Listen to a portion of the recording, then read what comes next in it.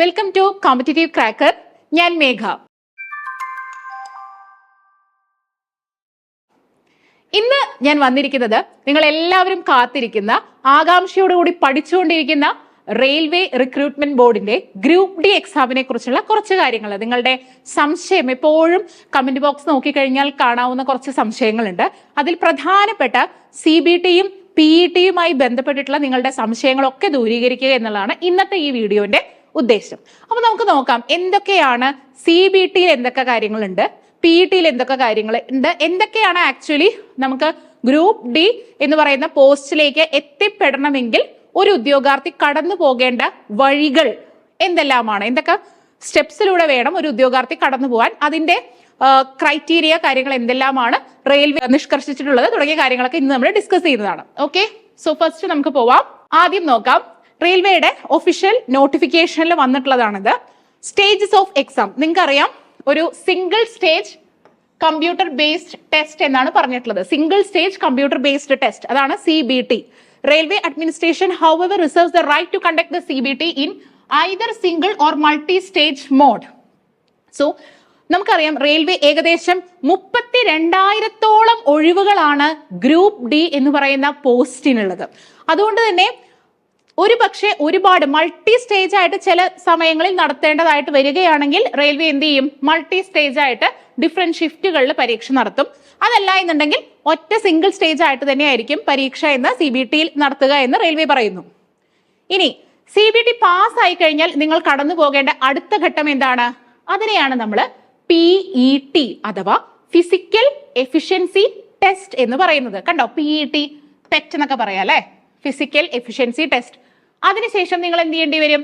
Document verification. അതിനുശേഷം document verification അഥവാ DV എന്ന് പറയും. അതിനുശേഷം ഏറ്റവും ലാസ്റ്റത്തെ ഘട്ടമാണ് മെഡിക്കൽ എക്സാമിനേഷൻ. അപ്പോ 4 ഘട്ടമാണ് റെയിൽവേ RRBയുടെ ഗ്രൂപ്പ് ഡി എക്സാമിനുള്ളത്. 1 CBT computer based test, 2 physical efficiency test, 3 DV അഥവാ ഡോക്യുമെന്റ് വെരിഫിക്കേഷൻ, 4 മെഡിക്കൽ എക്സാമിനേഷൻ. ഇനി ഇതിന് വേണ്ട കോൾ ലെറ്റേഴ്സും കാര്യങ്ങളൊക്കെ എന്ത് ചെയ്യാൻ പറ്റും നമുക്ക്? നിങ്ങളുടെ ഏത് സ്ഥലത്ത് വെച്ചിട്ടായിരിക്കും നിങ്ങളുടെ എക്സാം തുടങ്ങിയ കാര്യങ്ങളെല്ലാം തന്നെ നിങ്ങൾക്ക് ഒഫീഷ്യൽ വെബ്സൈറ്റിൽ നിന്നും അതുപോലെ തന്നെ നിങ്ങൾക്ക് മെസ്സേജും കാര്യങ്ങളൊക്കെ ആയിട്ട് നിങ്ങൾക്ക് റിസീവ് ചെയ്യും. സോ കോൾ ലെറ്റേഴ്സും കാര്യങ്ങളൊക്കെ ആ സമയത്ത് നിങ്ങൾ ഡൗൺലോഡ് ചെയ്ത് എടുക്കണമെന്നും റെയിൽവേ നിഷ്കർഷിക്കുന്നുണ്ട്. പിന്നെ പലരും ചോദിക്കുന്ന ഒരു കോമൺ ക്വസ്റ്റ്യൻ ആണ്, മിസ്സേ എവിടെയായിരിക്കും എക്സാം സെന്റർ എന്നുള്ളത്. ഞാനൊരു കാര്യം പറയട്ടെ, നിങ്ങൾ എവിടെയാണോ എക്സാമിന് അപ്ലൈ ചെയ്തിട്ടുള്ളത്, അതായത് ഫോർ എക്സാമ്പിൾ നിങ്ങൾ സദേൺ റെയിൽവേയിലാണ് നിങ്ങൾ കൊടുത്തിട്ടുള്ളത് എങ്കിൽ, നിങ്ങളുടെ ഓപ്ഷൻ കൊടുത്തിട്ടുള്ളത് എങ്കിൽ തീർച്ചയായിട്ടും ചെന്നൈ അഥവാ തമിഴ്നാട്ടിലാണ് ഏറ്റവും കൂടുതൽ സദേൺ റെയിൽവേയുടെ സോൺസും എല്ലാം ഉള്ളത് അല്ലെ, ഡിവിഷൻസ് ഒക്കെ ഉള്ളത്. ട്രിച്ചി ഡിവിഷൻ ഉണ്ട്, സേലം ഉണ്ട്, അങ്ങനെ ഒരുപാട് ഡിവിഷൻസ്, ട്രിവാൻഡ്രം ഡിവിഷൻ ഉണ്ട് അല്ലെ. അപ്പൊ ഇതൊക്കെ സദേൺ റെയിൽവേ എന്ന് പറയുന്നതിൽ വരുന്നതാണ്. അതുകൊണ്ട് തന്നെ തമിഴ്നാട്ടിലാണ് ഇത് കൂടുതൽ കിടക്കുന്നുള്ളത് കൊണ്ട് തന്നെ എക്സാം സെന്റർ അധികവും നിങ്ങൾ എക്സ്പെക്ട് ചെയ്യണം തമിഴ്നാട്ടിൽ തന്നെ ആവാനുള്ള സാധ്യത വളരെ കൂടുതലാണ് എന്നുള്ളത്. ഓക്കെ, ഇപ്പോ ഞാൻ എക്സാം എഴുതിയ സമയത്ത് എനിക്ക് എക്സാം ഉണ്ടായിരുന്നത് മധുരയിൽ വെച്ചിട്ടായിരുന്നു, എന്റെ അനിയത്തിക്ക് എക്സാം ഉണ്ടായിരുന്നത് ട്രിച്ചി അവിടെ വെച്ചിട്ടായിരുന്നു. സോ അതുകൊണ്ട് തന്നെ ഒരുവിധം ഞങ്ങളുടെ ബാച്ചിലുള്ള എല്ലാവർക്കും എക്സാം ഉണ്ടായിരുന്ന ഇത്തരത്തില് തമിഴ്നാട്ടിൽ വെച്ചിട്ട് തന്നെയാണ്. അതുകൊണ്ട് കൃത്യമായിട്ട് മനസ്സിലാക്കുക, എക്സാം സെന്റർ അധികവും നമുക്ക് പുറത്തായിരിക്കും. പക്ഷേ ഒരു പരീക്ഷാ സെന്റർ ദൂരെയാണ് എന്ന് വിചാരിച്ചിട്ട് നമ്മൾ ഒരിക്കലും പരീക്ഷ എഴുതാൻ പോവാതിരിക്കരുത്. കാരണം 32,000 വേക്കൻസിയാണ്. ഇതിന്റെ ശമ്പളവും കാര്യങ്ങളൊക്കെ അത്രയും മികച്ച ശമ്പള സ്കെയിലോട് കൂടി ഇനി അടുത്ത വർഷം 2026 പുതിയ പേ സ്കെയിൽ വരികയാണ്. സോ ശമ്പളത്തിൽ നല്ല വർധന വരും. ഏകദേശം ഒരു 45 to 50യുടെ അടുത്ത് ഇൻ ഹാൻഡ് സാലറി കിട്ടുന്ന രീതിയിലേക്ക് റെയിൽവേ ഗ്രൂപ്പ് ഡിയുടെ ശമ്പളം ഉയരുകയൊക്കെ ചെയ്യുന്നുണ്ട്. സോ അതുകൊണ്ട് തന്നെ എവിടെ എക്സാം സെന്റർ കിട്ടിയാലും പോയിട്ട് എക്സാം എഴുതാം. സോ എക്സാം സെന്റർ കാര്യത്തിൽ ഇപ്പൊ നിങ്ങൾക്ക് ഏകദേശം ഒരു ധാരണ കിട്ടിയിട്ടുണ്ടെന്ന് വിശ്വസിക്കുന്നു. കേരളത്തിൽ കിട്ടാനുള്ള സാധ്യത വളരെ കുറവാണ് എക്സാം സെന്റർ. പ്രോബബ്ലി അത് തമിഴ്നാട്ടിൽ തന്നെ ആയിരിക്കാൻ തന്നെയാണ് സാധ്യത. Then short list normalisation of marks. Normalisation of marks എന്ന് പറഞ്ഞു കഴിഞ്ഞാൽ ഇപ്പോ റെയിൽവേ തന്നെ പറയുന്നുണ്ട്, ഒന്നില്ലെങ്കിൽ ഒരു ഘട്ടമായിട്ടോ സിംഗിൾ സ്റ്റേജ് ആയിട്ടോ അല്ലെങ്കിൽ മൾട്ടി സ്റ്റേജസ് ആയിട്ടോ ആയിരിക്കും ഈ എക്സാം കണ്ടക്ട് ചെയ്യുന്നത്. അങ്ങനെയാണെങ്കിൽ സ്വാഭാവികമായിട്ടും ഡിഫറെന്റ് സ്റ്റേജസ് ആയിട്ട് കണ്ടക്ട് ചെയ്യുമ്പോൾ പല ലെവൽ ഓഫ് ക്വസ്റ്റ്യൻസ് ആയിരിക്കും ഉണ്ടായിരിക്കുക. അപ്പോൾ എല്ലാവരെയും ഒരേ നിലവാരത്തിലേക്ക് കൊണ്ടുവരാൻ വേണ്ടി മാർക്കുകളിൽ എന്ത് ചെയ്യേണ്ടി വരും? ഒരു നോർമലൈസേഷൻ ചെയ്യേണ്ടതായിട്ട് വരും. സോ ഒരു നോർമലൈസേഷൻ ഓഫ് മാർക്സ് എന്ന് പറയുന്നത് റെയിൽവേയുടെ CBT എക്സാമിന് ഉണ്ടായിരിക്കുന്നതാണ്. Okay, yes. അടുത്തത് shortlisting for PET. So, shortlisting of candidates for PT shall be done at the rate of 3 times of the vacancies. Vacancy എത്രയുണ്ടോ, അതായത് ഇപ്പോൾ 32,000 ടോട്ടൽ വേക്കൻസി എങ്കിൽ ഫിസിക്കൽ എഫിഷ്യൻസി ടെസ്റ്റ് എന്ന് പറഞ്ഞു കഴിഞ്ഞാൽ ഇൻറ്റു 3 അത്രയും മൊത്തം റെയിൽവേ എന്ത് ചെയ്യും, ഫിസിക്കൽ എഫിഷ്യൻസി ടെസ്റ്റിന് കോൾ ഫോർ ചെയ്യും. മനസ്സിലായോ? യെസ്. ഇനി ഫിസിക്കൽ എഫിഷ്യൻസി ടെസ്റ്റിന് നിങ്ങളെ വിളിച്ചു എന്നുള്ളത് കൊണ്ട് നിങ്ങൾക്ക് ജോലി കിട്ടണമെന്ന് ഉറപ്പില്ല എന്നും റെയിൽവേ തന്നെ പറയുന്നുണ്ട് കേട്ടോ. അതായത് നമുക്ക് CBTക്ക് അത്യാവശ്യം നല്ല മാർക്ക് സ്കോർ ചെയ്താൽ നമുക്ക് ധൈര്യമായിട്ട് ഇരിക്കാം, എന്തായാലും ജോലി കിട്ടാനുള്ള സാധ്യത കൂടുതലാണ്. പക്ഷെ ഫിസിക്കൽ ടെസ്റ്റ് പാസ്സാവണം. റിട്ടൺ ടെസ്റ്റ് മാത്രം പാസ്സായിട്ടും കാര്യമില്ല, ഫിസിക്കൽ എഫിഷ്യൻസി ടെസ്റ്റും പാസ്സാവണം എന്നുള്ളതാണ് ഏറ്റവും ഇമ്പോർട്ടന്റ് ആയ കാര്യം. അടുത്ത നോക്കാം. Okay, short listing of candidates four DV and medical examination. So shall be done by railway wise at the rate of 1:1 of the vacancies for the railway, which shall be based on their merit in CBT and qualification in PET. So CBTയിലെ merit അഥവാ മാർക്കും ആ mark ലിസ്റ്റും കാര്യങ്ങളൊക്കെ നോക്കിയിട്ട് പിന്നെ നിങ്ങളുടെ physical efficiency ടെസ്റ്റിനുള്ള ആ ഒരു ക്വാളിഫൈഡും ആണെങ്കിൽ എന്തിനു നിങ്ങളെ വിളിക്കും, DV ഡോക്യുമെന്റ് വെരിഫിക്കേഷന് വിളിക്കും. അതും പ്രോബബിളി സദേൺ റെയിൽവേ അപ്ലൈ ചെയ്തവർക്കൊക്കെ ചെന്നൈ തന്നെയാണ് വരാറുള്ളത്. ഡോക്യുമെന്റ് വെരിഫിക്കേഷൻ അത് നോർമൽ പ്രൊസീജിയർ, നിങ്ങളുടെ ഡോക്യുമെന്റ്സ് ഒക്കെ വെരിഫൈ ചെയ്യുക, അതായത് എല്ലാം പ്രോപ്പർ ഓതന്റിക് ആയിട്ടുള്ള ഒറിജിനൽ ഡോക്യുമെന്റ്സും കാര്യങ്ങളൊക്കെ നിങ്ങളുടെ കയ്യിൽ ഉണ്ടോ തുടങ്ങിയ കാര്യങ്ങൾ പരിശോധിക്കുന്നത് മാത്രമാണ്. അതിനുശേഷം മെഡിക്കൽ എക്സാമിനേഷൻ. മെഡിക്കൽ എക്സാമിനേഷൻ എങ്ങനെയാണെന്ന് വെച്ച് കഴിഞ്ഞാൽ ഇപ്പോൾ ഓരോ ബാച്ചിനും ഓരോ റെയിൽവേ ഹോസ്പിറ്റൽസ് ആണ് മെഡിക്കൽ എക്സാമിനേഷന് വേണ്ടി തരിക. റെയിൽവേ ഹോസ്പിറ്റൽസിൽ തന്നെ ആയിരിക്കും മെഡിക്കൽ എക്സാമിനേഷൻ ഉണ്ടാവുക. ഫോർ എക്സാമ്പിൾ ഇപ്പോൾ ഷൊർണൂര് തരാറുണ്ട്, പാലക്കാട് തരാറുണ്ട്, തൃശ്ശൂർ തരാറുണ്ട് അല്ലെ. അതധികവും നമ്മളുടെ അതായത് കേരളത്തിലെ നിങ്ങൾ താമസിക്കുന്ന സ്ഥലത്തിന്റെ അടുത്തുള്ള റെയിൽവേ ഹോസ്പിറ്റൽ തന്നെയാണ് മെഡിക്കൽ എക്സാമിനേഷന് തരാറുള്ളത് കേട്ടോ.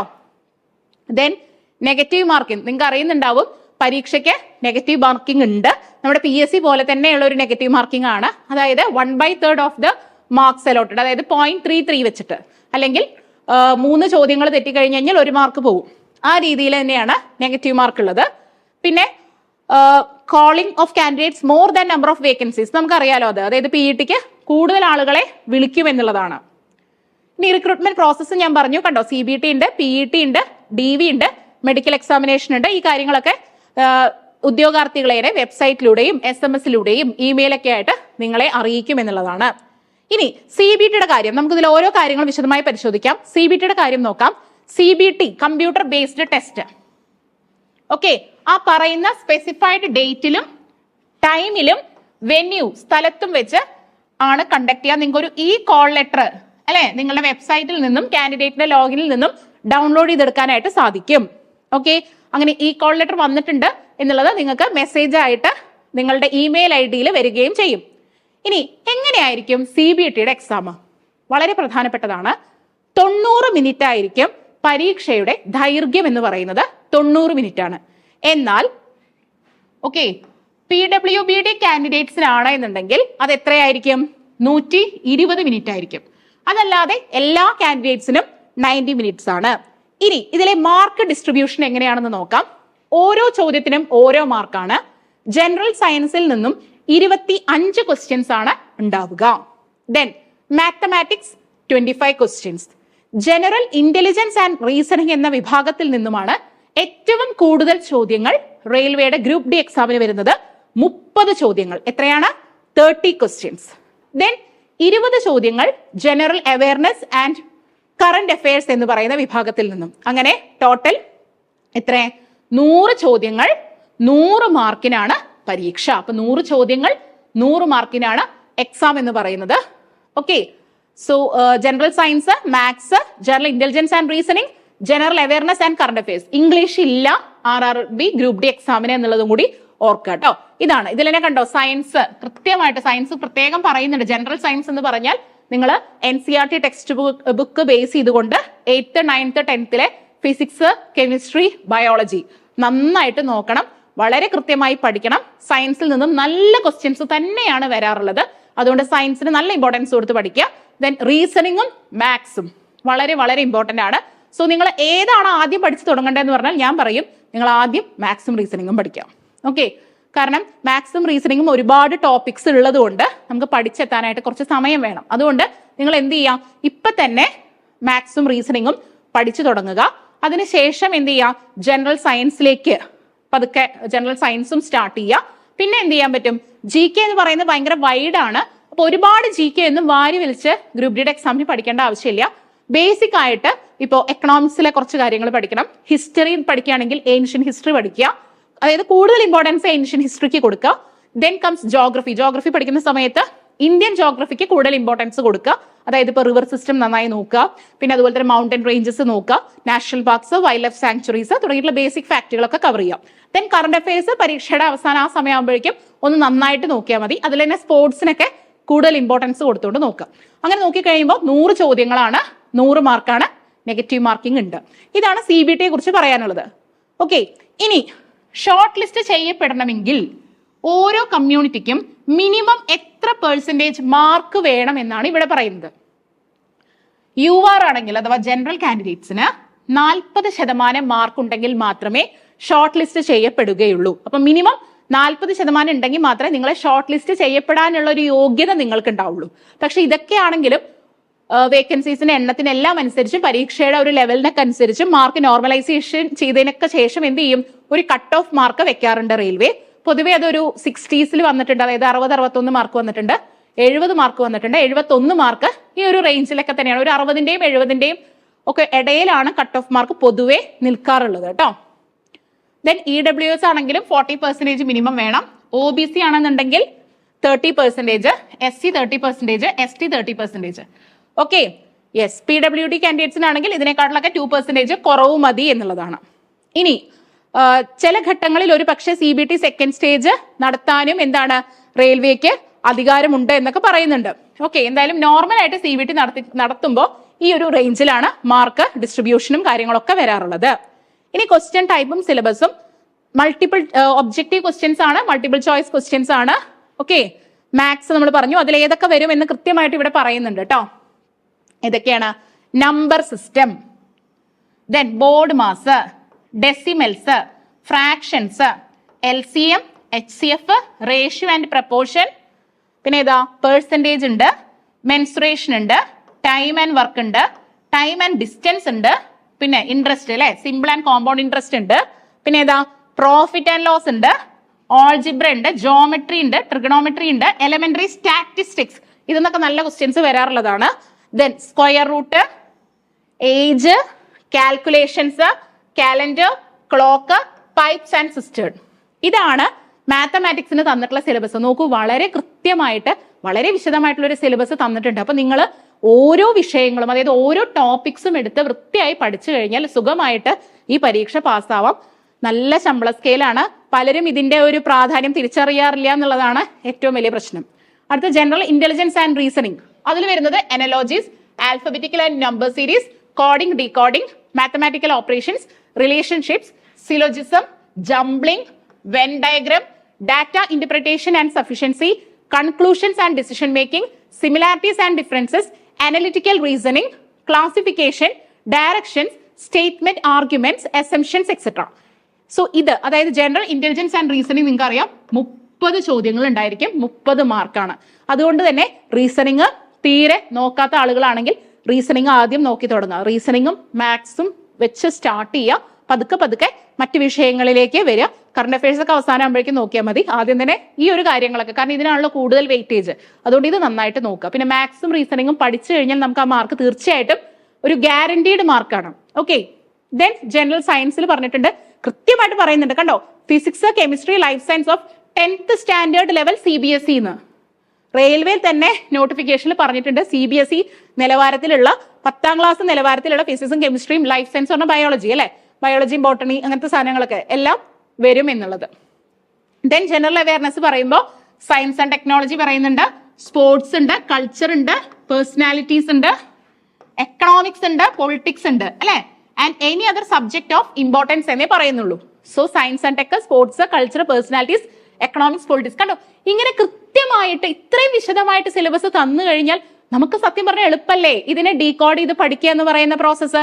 സോ നിങ്ങൾക്ക് ഒറ്റ കാര്യം ചെയ്യാനുള്ളൂ, കൃത്യമായിട്ട് പഠിക്കുക. അതിന് വേണ്ടിയിട്ടുള്ള ക്ലാസ്സുകളും കാര്യങ്ങളും CC പ്രൊവൈഡ് ചെയ്യുന്നുണ്ട്. നമ്മുടെ ക്ലാസ്സുകൾ പക്ക സിലബസ് ബേസ്ഡ് ആയിട്ട് പോകുന്ന ക്ലാസ്സുകളാണ്.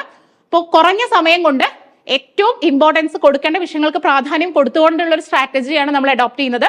അതുപോലെ തന്നെ പ്രീവിയസ് ഇയർ ക്വസ്റ്റ്യൻസ് പരിചയപ്പെട്ടുകൊണ്ട് എങ്ങനെയായിരിക്കും ചോദ്യങ്ങളുടെ ഒരു ഘടന എന്നെല്ലാം കൃത്യമായി തിരിച്ചറിഞ്ഞുകൊണ്ടായിരിക്കും നമ്മളുടെ ഒരു ക്ലാസ് പോകുന്നത്.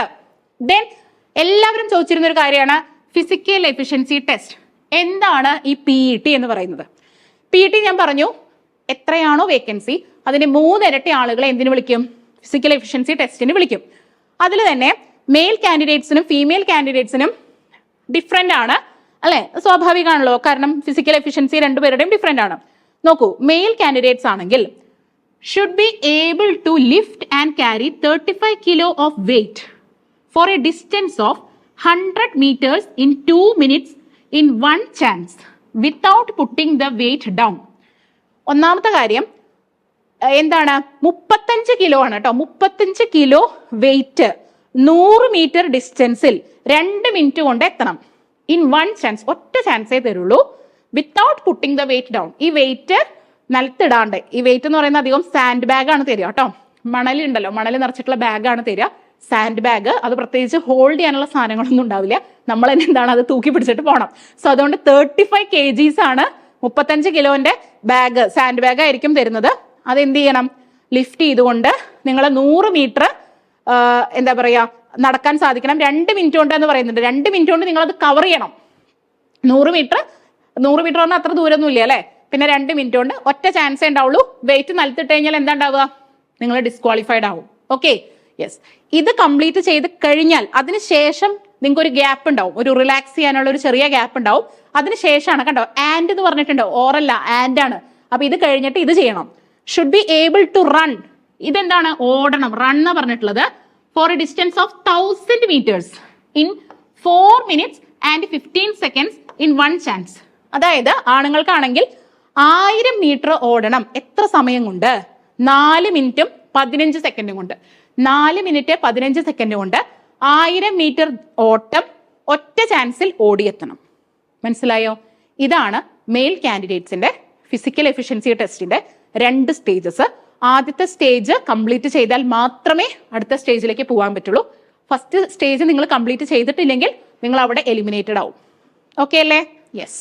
ഇനി ഫീമെയിൽ കാൻഡിഡേറ്റ്സിനാണെങ്കിലും ഇതേപോലെ തന്നെയാണ്, പക്ഷെ വെയിറ്റിന്റെ കാര്യത്തിൽ വ്യത്യാസമുണ്ട്. 20 കിലോ വെയിറ്റ് ലിഫ്റ്റ് ചെയ്താൽ മതി. ഓക്കെ, 20 kg ആണ്. 100 മീറ്റർ തന്നെയാണ്. 2 മിനിറ്റ് കൊണ്ടാണ് കവർ ചെയ്യേണ്ടത്. അത് നിലത്തിടാൻ പാടില്ല. അപ്പോൾ എല്ലാ കാര്യങ്ങളും ഒരുപോലെയാണ്, വെയിറ്റിൽ മാത്രമേ വ്യത്യാസമുള്ളൂ. ആണുങ്ങളാണെങ്കിൽ 35 കിലോ ആണ്, സ്ത്രീകളാണെങ്കിൽ 20 kg ആണ്. ഇനി ഓട്ടത്തിന് വ്യത്യാസമുണ്ട്. എത്ര ദൂരം ഓടണം? 1000 മീറ്റർ തന്നെയാണ് ഓടേണ്ടത്. പക്ഷെ 5 മിനിറ്റും 40 സെക്കൻഡും സമയമാണ് തരിക. 5 മിനിറ്റും 40 സെക്കൻഡും. ആണുങ്ങൾക്കാണെങ്കിൽ 4 മിനിറ്റും 15 സെക്കൻഡും. പക്ഷെ സ്ത്രീകൾക്കാണെങ്കിലോ 5 മിനിറ്റും 40 സെക്കൻഡും. ഓക്കെ അല്ലേ? യെസ്. ദെൻ ഇനി നിങ്ങൾ PWBD, അതായത് പേഴ്സൺസ് വിത്ത് ബെഞ്ച് മാർക്ക് ഡിസബിലിറ്റി കാറ്റഗറിയിൽ പെടുന്ന ആളുകളാണെങ്കിൽ അത്തരത്തിലുള്ള ആളുകൾക്ക് എന്ത് വേണ്ട? എക്സംപ്റ്റഡ് ഫ്രം PET എന്നാണ്. അവരെ PET-യിൽ നിന്നും എക്സംപ്റ്റ് ചെയ്തിട്ടുണ്ട്. അവർക്ക് അതിൽ പങ്കെടുക്കേണ്ട ആവശ്യമില്ല. പക്ഷേ കൃത്യമായിട്ട് അണ്ടർലൈൻ ചെയ്തിട്ട് തന്നെ പറഞ്ഞിട്ടുണ്ട്, they will have to pass the medical examination. അല്ലെ? മെഡിക്കൽ എക്സാമിനേഷൻ PWBD കാൻഡിഡേറ്റ്സിനുള്ള മെഡിക്കൽ സ്റ്റാൻഡേർഡ്സും കാര്യങ്ങളൊക്കെ അവർ പാസ്സായിട്ടുണ്ടാവണം. ദെൻ പിന്നെ അതുപോലെ തന്നെ ഇതിന്റെ ഇടയിൽ ഫിറ്റ് ആയിട്ടിരിക്കുക, മെഡിക്കലി ഫിറ്റ് ആയിട്ടിരിക്കുക എന്നുള്ളതൊക്കെ കാൻഡിഡേറ്റിന്റെ പൂർണ്ണ ഉത്തരവാദിത്തമാണ്. അവിടെ വെച്ച് നിങ്ങൾക്ക് വീണ് വല്ല ശതവോ മുറിയൊക്കെ പറ്റിക്കഴിഞ്ഞാൽ റെയിൽവേയുടെ ഉത്തരവാദിത്തം ഒന്നും ഉണ്ടായിരിക്കില്ല. സോ അതുകൊണ്ട് നിങ്ങൾ എന്ത് ചെയ്യുക? റെയിൽവേ എക്സാം ആണ് നിങ്ങൾ ഉന്നം വെക്കുന്നതെങ്കിൽ, ഗ്രൂപ്പ് ഡി ആവണമെന്നുണ്ടെങ്കിൽ ഫ്രം ദ ഡേ 1 നിങ്ങൾ ഇപ്പൊ തൊട്ട് തന്നെ നിങ്ങളുടെ ശരീരം ശ്രദ്ധിച്ചു തുടങ്ങണം. അത്യാവശ്യം നല്ല രീതിയിൽ ബോഡി വെയിറ്റ് കൂടുതലൊക്കെ ഉള്ളവര് ഒന്ന് കുറച്ച് നിങ്ങൾക്ക് മെഡിക്കലി ഫിറ്റായി സ്റ്റാമിന ഉണ്ടെങ്കിൽ മാത്രമേ ഓടാൻ പറ്റുള്ളൂ. പിന്നെ ഓടേണ്ടത് എവിടെ പോയിട്ടാ? ഈ കേരളത്തിലെ ചൂട് നല്ല ചൂടാണ് അല്ലെ? അപ്പൊ തമിഴ്നാട്ടിലായിരിക്കും അധികവും പോവേണ്ടി വരിക. നല്ല വെയിലത്ത് ഓടണം. പക്ഷെ നിങ്ങൾ ശമ്പളമൊക്കെ ആലോചിച്ചിട്ട് ഓടിക്കഴിഞ്ഞാൽ നിങ്ങൾക്ക് ഓടാനുള്ള ഊർജ്ജം ഉണ്ടാവും. ദിവസവും രാവിലെ വീട്ടിൽ നിന്നും എന്ത് ചെയ്യണം? കുറച്ച് ദൂരൊക്കെ ഒന്ന് ഓടി പ്രാക്ടീസ് ചെയ്യാം. പിന്നെ ഗ്രൗണ്ടിലൊക്കെ ഓടി പ്രാക്ടീസ് ചെയ്യുന്നതാണ് എപ്പോഴും നല്ലത്. നമ്മൾ നോർമൽ വാക്ക് റോഡിലൊക്കെ വെറുതെ നടന്നിട്ട് അങ്ങനെ ശീലിക്കുന്നതിനെക്കാട്ടിലും, കാരണം അവിടെ ഗ്രൗണ്ടിലായിരിക്കും നമ്മൾ ചെയ്യേണ്ടി വരിക. ഓക്കെ, സ്പോർട്സ് ഷൂ ഒക്കെ ഇട്ടിട്ട്, ക്യാൻവാസ് സ്പോർട്സ് ഷൂ ഒക്കെ ഇട്ടിട്ട് തന്നെയാണ് ഓടേണ്ടത്. അപ്പൊ ആ ഒരു രീതിയിൽ നിങ്ങൾ ഓടി ശീലിക്കണം. പിന്നെ അത്യാവശ്യം വെയിൽ കൊള്ളാനൊക്കെ ഒരു എന്താ പറയാ, ആ ഒരു ഇതൊക്കെ നമുക്ക് ഉണ്ടാക്കി എടുക്കണം. അല്ലെങ്കിൽ നമ്മൾ അവിടെ ചെന്ന് കഴിഞ്ഞാൽ നമുക്ക് ഓരോരുത്തർക്കും ഓരോ ടൈമാണ് കിട്ടുക. എല്ലാവർക്കും രാവിലെ എല്ലാ ടൈം കിട്ടുക. ചില ആളുകൾക്ക് ഉച്ചയ്ക്കാവും. ഉച്ചയ്ക്ക് ചിലപ്പോൾ 1 മണിക്കും 2 മണിക്കും ഒക്കെ ടൈം കിട്ടാറുണ്ട്. കാരണം ഒരുപാട് ആളുകൾ ഉണ്ടല്ലോ ഓടാൻ. സോ അതുകൊണ്ട് ഏത് ടൈം കിട്ടിയാലും നമ്മൾ ഓടാൻ തയ്യാറാവണം. നമുക്കത് കംപ്ലീറ്റ് ചെയ്യാൻ പറ്റണം. അതുകൊണ്ട് എന്ത് ചെയ്യണം? നന്നായിട്ട് പ്രാക്ടീസ് ചെയ്യണം. ഇത് കിട്ടിയിട്ട്, അതായത് CBT കിട്ടി റിസൾട്ട് വന്നിട്ട് ഫിസിക്കൽ എഫിഷ്യൻസിക്ക് വേണ്ടി ശ്രമിക്കാമെന്ന് വിചാരിച്ചാൽ മണ്ടത്തരാണ്, കിട്ടില്ല. ഓക്കെ, അല്ലെങ്കിൽ പിന്നെ നിങ്ങൾ അത്രയും നല്ലൊരു സ്പോർട്സ് പേഴ്സൺ ഒക്കെ ആവണം. ഒരു സാധാരണക്കാരെ അല്ലെങ്കിൽ പ്രത്യേകിച്ച് സ്ത്രീകളെ സംബന്ധിച്ചൊക്കെ ആണെങ്കിൽ നിങ്ങൾ ഇപ്പൊ തന്നെ പതുക്കെ ആ ഒരു റുട്ടീനിലേക്ക് പതുക്കെ നിങ്ങളുടെ ശരീരത്തെ കൊണ്ടുവരിക, ശരീരത്തെ അതിനനുസരിച്ച് സജ്ജമാക്കുക. അതിന് വേണ്ടിയിട്ടാണ് PETയുടെ കാര്യങ്ങൾ ഇത്രയും ഡീറ്റെയിൽഡ് ആയിട്ട് ഇപ്പൊ പറയുന്നത്. ഓക്കെ, അപ്പൊ 2 സ്റ്റേജസ് ഉണ്ട് PETയിൽ, നേരത്തെ പറഞ്ഞു. ഓക്കെ, കാൻഡിഡേറ്റ്സ് ആദ്യം ഈ വെയിറ്റ് എടുത്തിട്ട് പോകണം, അതാണ് ഫസ്റ്റ് സ്റ്റേജ്. അതിനുശേഷം ഒരു റിക്കവറി ഗ്യാപ്പ്, ഒരു സമയം തരും. അതിനുശേഷമാണ് എന്ത് ചെയ്യേണ്ടത്, ഓടേണ്ടത്. ഓക്കെ, പിന്നെ എക്സ് സർവീസ്മെനിനെയൊക്കെ ഇതിൽ നിന്നും എക്സംപ്റ്റ് ചെയ്തിട്ടുണ്ട് എന്നുള്ള കാര്യങ്ങളൊക്കെ ഇവിടെ പറയുന്നുണ്ട്. ഇനി പലരും ചോദിക്കാനുള്ളത് അടുത്ത പ്രഗ്നന്റ് ഫീമെയിൽ കാൻഡിഡേറ്റ്സിന് എങ്ങനെയാണ് എന്നുള്ളതാണ്. പ്രഗ്നന്റ് ഫീമെയിൽ കാൻഡിഡേറ്റ്സ് ആണെന്നുണ്ടെങ്കിൽ ഈ കാര്യം, അതായത് പ്രഗ്നന്റ് ആണ് എന്നുള്ള കാര്യം എന്ത് ചെയ്യണം, റെയിൽവേനെ ഒരു സെൽഫ് ഡിക്ലറേഷൻ നിങ്ങൾ കൊടുക്കേണ്ടതായിട്ടുണ്ട്. പിന്നെ റെയിൽവേ അവിടുന്ന് എന്ത് ചെയ്യുന്നു കണ്ടോ, if she is not pregnant then she may be allowed to participate in the PET. In case of false declaration, all the risk of undergoing PET will be of her own. If the female candidate declares before PET that she is pregnant, then a confirmatory pregnancy test shall be done. കണ്ടോ, അവിടെ railway എന്ത് ചെയ്യും, ഒരു confirmatory pregnancy test നടത്തുകയും ഇനി pregnant ആണ് എന്ന് കണ്ടെത്തി കഴിഞ്ഞാൽ എത്ര, irrespective of duration of pregnancy, നിങ്ങൾ ഏത് മാസത്തിലാണെങ്കിലും she shall be declared temporarily unfit and her empanelment shall be held in abeyance until the confinement is over. ഇങ്ങനെ പറഞ്ഞ എന്താ, അതായത് പ്രഗ്നന്റ് ആണ് എന്നുള്ളത്, സത്യസന്ധമായിട്ട് പ്രഗ്നന്റ് ആണ് എന്നുള്ളത് റെയിൽവേക്കും ബോധ്യപ്പെട്ടു, നിങ്ങൾ ഡിക്ലറേഷൻ കൊടുത്തു, അതുപോലെ തന്നെയാണെന്നുള്ളത് ടെസ്റ്റിൽ ബോധ്യപ്പെട്ടു. അങ്ങനെയാണെങ്കിൽ നിങ്ങൾ എത്ര മാസം ആയിക്കോട്ടെ നിങ്ങളുടെ കാൻഡിഡേച്ചറിനെ ടെമ്പററിലി ഇപ്പൊ അൺഫിറ്റ് ആണ് എന്നുള്ളതാണ് അവിടെ ഡിക്ലെയർ ചെയ്യാം. കാരണം ഇപ്പൊ ഓടാൻ പറ്റില്ലല്ലോ, ടെമ്പററിലി അൺഫിറ്റ് ആണ്. പക്ഷേ നിങ്ങൾക്ക് CBT പരീക്ഷ എഴുതി കിട്ടിയിട്ടുള്ള മാർക്കും കാര്യങ്ങളൊക്കെ ഉണ്ടാവുമല്ലോ, നിങ്ങളുടെ ആ ഒരു എംപാനൽമെന്റിനെ താൽക്കാലികമായിട്ട് അവിടെ റിസർവ് ചെയ്ത് വെക്കും. റിസർവ് ചെയ്ത് വെക്കും പറഞ്ഞു കഴിഞ്ഞാൽ നിങ്ങൾക്ക് ആ ചാൻസ് നഷ്ടപ്പെടില്ല, നിങ്ങൾക്ക് ആ ചാൻസ് തീർച്ചയായിട്ടും ഉണ്ടാവും. നിങ്ങളുടെ മാർക്കും കാര്യങ്ങൾക്കൊക്കെ അനുസരിച്ച് നിങ്ങളുടെ ആ ഒരു കാര്യം, നിങ്ങളുടെ ആ ഒരു കാൻഡിഡേച്ചർ അവിടെ റിസർവ് ചെയ്ത് വെക്കും എന്നുള്ളതാണ് അവിടെ പറയുന്നത്. ഇനി അതിനുശേഷം നിങ്ങളുടെ പ്രഗ്നൻസി പീരീഡ് ഒക്കെ കഴിഞ്ഞ് കൃത്യമായി പറയുന്നുണ്ട് കണ്ടോ, the vacancy against which the woman candidate was selected would be kept reserved for her. She would be re-examined for PET 6 weeks after the date of confinement. അതായത് പ്രഗ്നൻസി ഡെലിവറി ഒക്കെ കഴിഞ്ഞ് 6 ആഴ്ചയ്ക്ക് ശേഷം, അതും ഡോക്ടറുടെ മെഡിക്കൽ റിപ്പോർട്ടോട് കൂടി നിങ്ങൾ ഫിറ്റ് ആണ്, pregnancy ഒക്കെ കഴിഞ്ഞ് ഡെലിവറി എല്ലാം കഴിഞ്ഞ് 6 ആഴ്ചയ്ക്ക് ശേഷം നിങ്ങൾ ഓക്കെ ആണ് എന്നുള്ളത് ഡോക്ടർ സാക്ഷ്യപ്പെടുത്തി കഴിഞ്ഞാൽ നിങ്ങൾക്ക് എന്ത് ചെയ്യാൻ പറ്റും, നിങ്ങൾക്ക് വേണ്ടി PET റെയിൽവേ കണ്ടക്ട് ചെയ്യും. മനസ്സിലായോ? അതുവരെ നിങ്ങളുടെ ആ ഒരു കാൻഡിഡേച്ചർ എന്ത് ചെയ്യും, റിസർവ് ചെയ്ത് വെക്കും. അതുകൊണ്ട് പ്രഗ്നന്റ് ലേഡീസ് ആണോ അത് വിചാരിച്ച് നിങ്ങൾ പേടിച്ചിരിക്കേണ്ട ആവശ്യമൊന്നുമില്ല.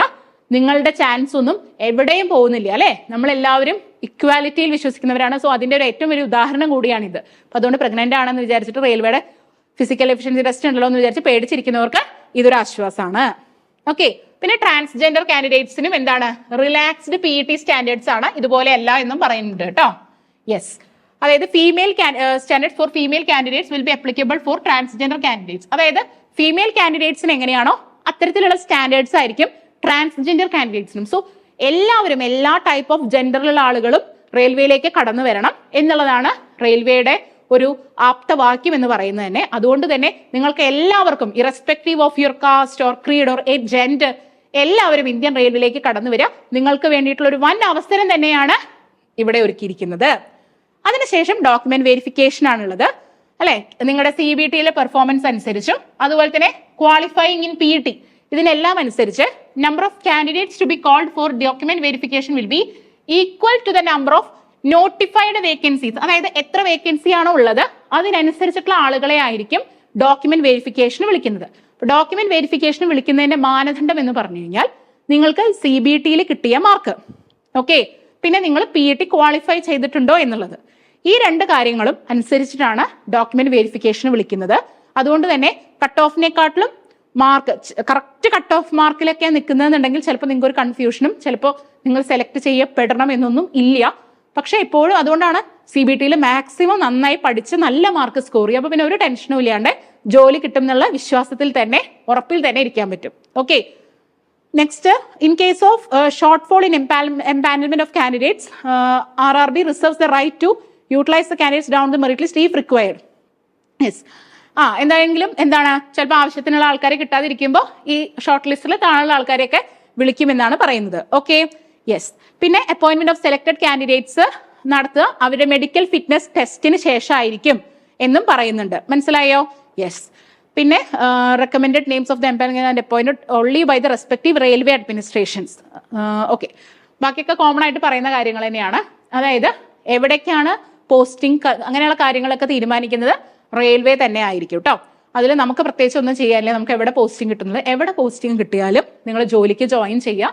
കാരണം വളരെ മികച്ച ശമ്പളത്തോടു കൂടി ഏകദേശം ഇപ്പോൾ ഒരാൾക്ക് കയ്യിൽ കിട്ടുന്നത്, ഇപ്പോഴത്തെ ഇന്ന് ഞാൻ ഈ പറയുന്ന സമയത്ത് കയ്യിൽ കിട്ടുന്നത് അറൌണ്ട് 35. ഓക്കെ, ഇൻ ഹാൻഡ് ആയിട്ട് കയ്യിൽ കിട്ടുന്നത്, പിടുത്തൊക്കെ കഴിഞ്ഞ് കയ്യിൽ കിട്ടുന്ന ഏകദേശം 35 രൂപയോളം കയ്യിൽ കിട്ടും. അതിൽ തന്നെ അടുത്ത മാസം ഈ പൈസ കൂടും. കാരണം DA 2% കൂടി കൂടുന്നുണ്ട്. ഇപ്പൊ 53% 55% DA ആവും. ഇനി 2026 ആവുമ്പോൾ എന്താണ്, ബേസിക് പേ തന്നെ മാറും. കാരണം എന്താ, പുതിയ പേ കമ്മീഷൻ വരികയാണ്. അതുകൊണ്ട് 2026 ശമ്പളം ഏകദേശം ഇപ്പൊ നമ്മൾ കണക്ക് കൂട്ടുമ്പോൾ ഏകദേശം ഒരു 45-ന്റെയും 50-ന്റെയും ഇടയിൽ ഇൻഹാൻഡ് സാലറി കിട്ടും എന്നാണ് പ്രതീക്ഷിക്കുന്നത്. ഓക്കെ, പിന്നെ അത് ഡിപ്പാർട്ട്മെന്റ് അനുസരിച്ചൊക്കെ വേരിയേഷൻസ് വരും. ചിലതിൽ കുറച്ചും കൂടി, ഇപ്പൊ എഞ്ചിനീയറിംഗ് ഡിപ്പാർട്ട്മെന്റ് ഒക്കെ ആണെങ്കിൽ നിങ്ങൾക്ക് കുറച്ചും കൂടി ശമ്പളം കൂടുതൽ കിട്ടും. ഓക്കെ അല്ലേ? അതിന്റെ കാര്യങ്ങളൊക്കെ ഞാൻ അടുത്ത വീഡിയോയിൽ പറയുന്നതാണ്. സോ അതുകൊണ്ട് ഇത്രയും കാര്യങ്ങൾ നിങ്ങൾക്ക് മനസ്സിലായി എന്ന് വിശ്വസിക്കുന്നു. പിന്നെ നോർമലൈസേഷൻ ഓഫ് മാർക്സിനെ കുറിച്ചൊക്കെ നമ്മൾ ഡിസ്കസ് ചെയ്തതാണ്. ഡിഫറെന്റ് സ്റ്റേജസ് ആയിട്ട് കണ്ടക്ട് ചെയ്യുമ്പോൾ അല്ലെ, അതിനെ ഈക്വലൈസ് ചെയ്യാൻ വേണ്ടി മാർക്കുകളെ നോർമലൈസ് ചെയ്യും. പിന്നെ നമുക്കറിയാം ഇതിന് വേണ്ടിയിട്ട്, അതായത് റെയിൽവേയുടെ ഗ്രൂപ്പ് ഡി എന്ന് പറയുന്ന എക്സാം 32,000 വേക്കൻസിയോട് കൂടിയിട്ട് റെയിൽവേ കോൾ ഫോർ ചെയ്തിട്ടുള്ളതാണ്. വളരെ വലിയൊരു ഓപ്പർച്യൂണിറ്റിയാണ്. അതും 10ാം ക്ലാസ് യോഗ്യതയുള്ള ഒരു ഉദ്യോഗാർത്ഥിയെ സംബന്ധിച്ചിടത്തോളം ഓക്കെ, നിങ്ങൾക്ക് കിട്ടാവുന്നതിൽ വെച്ച് നിങ്ങൾ ഇനി എന്ത് ചെയ്യും, എന്റെ ഈ 10ാം ക്ലാസ് യോഗ്യത വെച്ച് എനിക്കിനി എവിടെ എത്താൻ പറ്റില്ലല്ലോ, എനിക്കൊരു നല്ല സർവീസിൽ എത്താൻ പറ്റില്ലല്ലോ എന്നൊന്നും നിങ്ങൾ സങ്കടപ്പെട്ടിരിക്കേണ്ട ഒരു ആവശ്യമില്ല. നിങ്ങളെ സംബന്ധിച്ച് ഒരു വലിയ ഓപ്പർച്യൂണിറ്റിയാണ് ഇന്ത്യൻ റെയിൽവേ മുന്നോട്ട് വെക്കുന്നത്. മികച്ച ശമ്പളത്തോടു കൂടി, മികച്ച ആനുകൂല്യങ്ങളോടുകൂടി. സെൻട്രൽ ഗവൺമെന്റ് വേറെ പ്രത്യേകതയും കൊണ്ട് നിങ്ങൾക്കറിയാം, മറ്റ് പെൻഷൻ സ്കീം പോലെയൊന്നല്ല 60 വയസ്സിൽ കിട്ടുന്ന പെൻഷനല്ല നിങ്ങൾക്ക് 80 വയസ്സിൽ കിട്ടുക, ഇരട്ടി പെൻഷൻ കിട്ടും. അങ്ങനെ കുറെ ബെനിഫിറ്റുകളുണ്ട്. പിന്നെ സ്ത്രീകൾക്കാണെങ്കിൽ ഞാൻ ഓൾറെഡി ഒരു വീഡിയോയിൽ മുന്നേ പറഞ്ഞതാണ്, എന്താണ്, ചൈൽഡ് കെയർ ലീവ്. കുട്ടികളുള്ളവർക്കാണെങ്കിൽ ചൈൽഡ് കെയർ ലീവ് 2 വർഷം വരെയൊക്കെ കിട്ടും, വിത്ത് സാലറിയാണ്, മെറ്റേണിറ്റി ലീവിനൊക്കെ പുറമെ. പിന്നെ ബോണസ് അല്ലെ, DA കുടിശ്ശിക ഇല്ലാതെ DA കിട്ടും. ഇതൊക്കെ ഭയങ്കര വലിയ കാര്യം തന്നെയാണ് അല്ലെ. നിങ്ങൾ സർവീസിൽ കയറി മറ്റാൾക്കാരോട് ചോദിച്ചു നോക്കൂ എങ്ങനെയാണ് അതിന്റെ കാര്യങ്ങൾ എന്നുള്ളത്. ഓക്കെ, ഞാൻ പറയുന്നത് വിശ്വസിക്കണമെന്നില്ല, നിങ്ങൾ റെയിൽവേയിൽ വർക്ക് ചെയ്യുന്ന ആളുകളോട് ചോദിച്ചു നോക്കൂ. ഓക്കെ, അപ്പോൾ അത്രയും വലിയൊരു ഓപ്പർച്യൂണിറ്റിയാണ്. അത് മിസ് ചെയ്യാതിരിക്കുക. അവസരങ്ങൾ എപ്പോഴും വന്ന് മുട്ടില്ല. മുട്ടുന്ന സമയത്ത് തുറക്കുക അല്ലെ, അതിലേക്ക് നിങ്ങളുടെ ചുവട് കൃത്യമായി വെക്കുക. അതിന് നിങ്ങളെ ഹെൽപ്പ് ചെയ്യാനാണ് CC പുതിയ ബാച്ചുമായിട്ട് വന്നിട്ടുള്ളത്, RRBയുടെ ഗ്രൂപ്പ് ഡി ബാച്ച്. ഇതിൽ കൃത്യമായി നിങ്ങൾക്ക് എന്താണ്, ഡെയിലി പഠിക്കാനുള്ള ടോപ്പിക്സ് തരും. സ്പെഷ്യൽ ടോപ്പിക്കുകൾക്ക് ക്ലാസ്സുകളുണ്ട്, വീക്ക്ലി എക്സാംസ് നടത്തും, ലൈവ് ക്ലാസ്സുകളുണ്ട്, പിന്നെ മെന്റർഷിപ്പ് പ്രോഗ്രാം ഉണ്ട്, റെക്കോർഡഡ് ക്ലാസ്സസ് ഉണ്ട്. ടൈം ടേബിൾ അനുസരിച്ച് കൊണ്ടുള്ള ക്ലാസ്സസ് ആയിരിക്കും. ഇനി റെയിൽവേയുടെ മറ്റു കാര്യങ്ങൾ, നിങ്ങളുടെ എല്ലാ ക്വയറീസും ക്ലിയർ ചെയ്യാനായിട്ട് ഈ വരുന്ന 13-ാം തീയതി, അതായത് മാർച്ച് 13-ാം തീയതി വൈകിട്ട് 8 മണിക്ക് നമ്മളൊരു വെബിനാർ കണ്ടക്ട് ചെയ്യുന്നുണ്ട്. ആ വെബിനാർ എടുക്കുന്നത് ഞാൻ തന്നെയാണ്. അപ്പൊ നിങ്ങളുടെ എല്ലാ ക്വയറീസും, ഞാൻ ഓൾറെഡി ഇന്ത്യൻ റെയിൽവേയിൽ ഗ്രൂപ്പ് ഡി ആയിട്ട് വർക്ക് ചെയ്തിട്ടുണ്ടായിരുന്ന ഒരാളാണ്.